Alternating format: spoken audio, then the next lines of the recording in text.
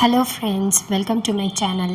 இப்போ நம்ம என்னென்ன இன்க்ரீடியன்ட்ஸ் எடுத்திருக்கோம் அப்படின்றத பார்த்தோம் அப்படின்னா, பெரிய வெங்காயம் 2, கேரட், பீன்ஸ், உருளைக்கிழங்கு, இஞ்சி, பூண்டு இது எல்லாமே எடுத்துக்கோங்க.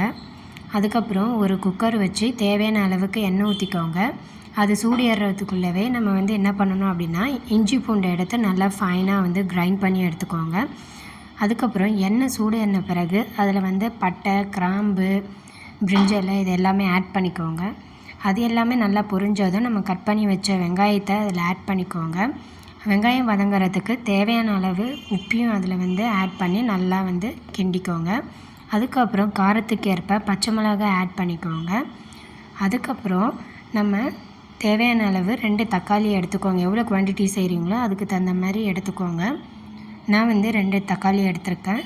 இதையும் நல்லா ஃபைனாக ஸ்மாஷ் பண்ணுற அளவுக்கு நல்லா வதக்கிட்டு, அதுக்கப்புறம் நம்ம அரைச்சி வச்ச இஞ்சி பூண்டு பேஸ்ட்டு எடுத்து இதில் போட்டு மிக்ஸ் பண்ணிக்கோங்க. தேங்காய் எடுத்துக்கோங்க.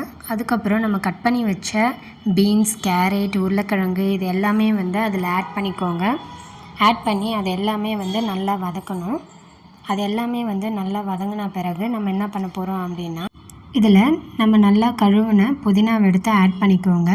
ஆட் பண்ணிவிட்டு அதை நல்லா வதக்கிட்டு நமக்கு தேவையான அளவு தண்ணி ஊற்றிக்கோங்க. நான் இதில் 2 glasses ஆஃப் வாட்டர் ஆட் பண்ணியிருக்கேன்.